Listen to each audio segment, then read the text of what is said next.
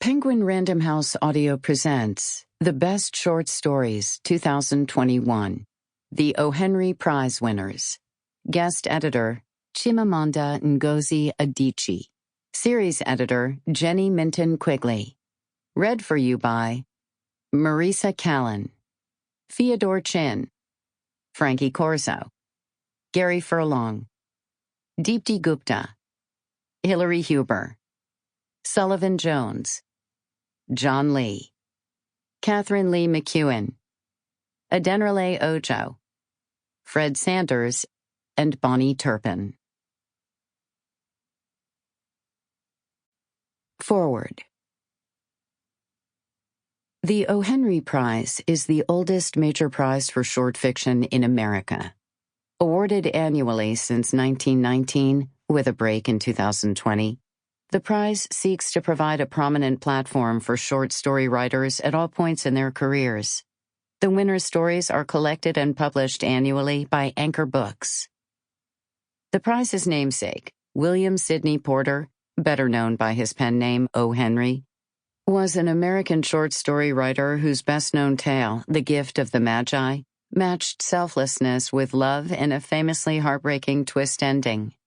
In 1906, that story appeared in O. Henry's second collection, which he titled The 4 Million, in response to an op-ed in the New York Times claiming that New York City had only 400 people worth getting to know. O. Henry believed that the stories of all 4 million people then residing in New York City were worthwhile. After his death in 1910, Porter's friends created the O. Henry Prize in his honor. The annual collection was a community act that put authors at its center from the start.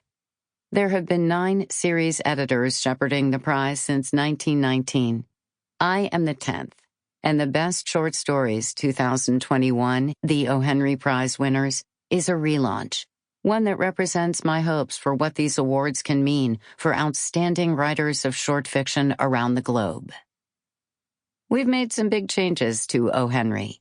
The 2 most important are these. We are now, for the first time, considering works in translation, and we have added a guest editor so that each edition can reflect one brilliant artist's unique vision. It is our hope that with a singular guiding vision, the collection becomes an even more enjoyable and cohesive reading experience. We are thrilled that Chimamanda Ngozi Adichie is our very first guest editor. I used criteria outlined by Adichie, both her critically acclaimed judgment and her subjective personal taste in fiction, to screen about 1,000 stories published on literary websites, in glossy magazines, and in literary journals.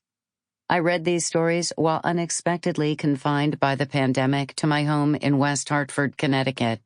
The same pines in my backyard providing the background for story after story that took my mind traveling far and wide. I passed along a hefty pile of stories to Adichie to judge.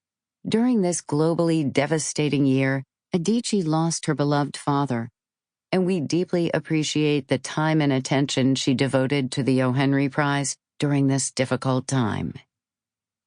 In November, Adichie sent her gorgeous introduction from Aba, Nigeria, where she had finally been able to travel for her father's burial.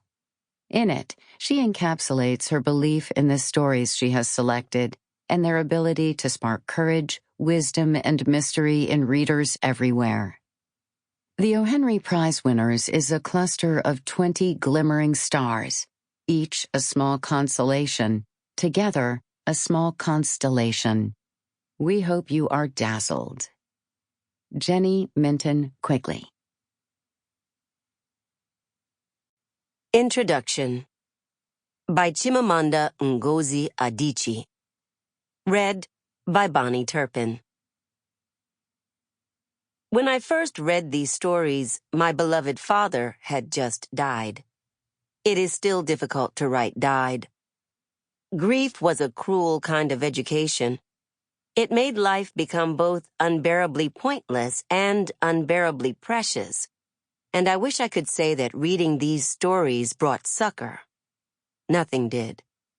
My grief was raw and raging. But these stories brought a reminder of how the emotions I was feeling had all been felt before. I briefly wondered whether reading through sorrow would scar my choices, cause me to be drawn only to the darkest stories, or, in an emotional revolt, to the lightest.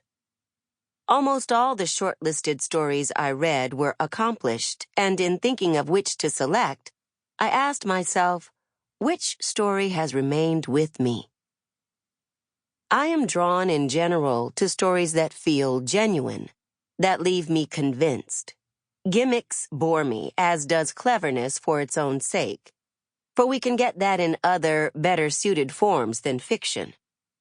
I am drawn to a quality I call heart, a sense that the story matters and has meaning.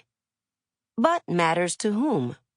To the writer, to the story's own imaginative world. I think of the best fiction as art that sometimes brings news. The stories here succeed as art in their ability to be both timeless and also of the moment, in their care with language, and they all also bring news. When I was first published in the United States, I was wary of readers who told me that my work brought news because I chafed at the way that fiction by people like me, people from Africa and Asia and Latin America, from the parts of the world on the periphery of economic power, was often read as anthropology rather than literature. The idea of fiction bringing news can still be diminishing in particular contexts and specific power relationships, but I understand now that all good fiction brings some kind of news, even if it is news we have heard before. I was particularly charmed by Things We Worried About When I Was 10, by David Rabe, which felt so unabashedly true and brought news about childhood and class.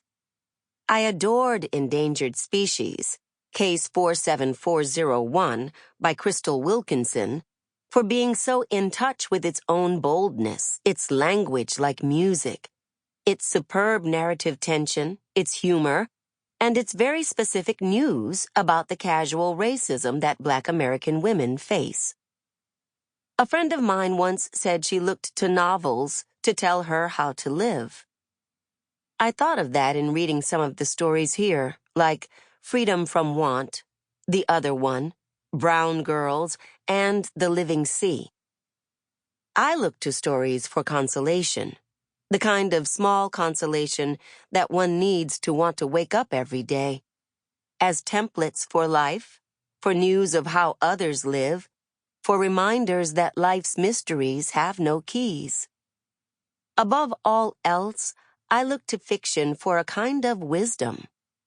Wisdom feels old-fashioned as a word and as an idea, but if there is a unifying theme in these stories, it is that they are all profoundly wise. I am drawn to a sense of humor, but also to a seriousness of purpose. And it is bliss when both manage to exist in one story, as is the case in many here.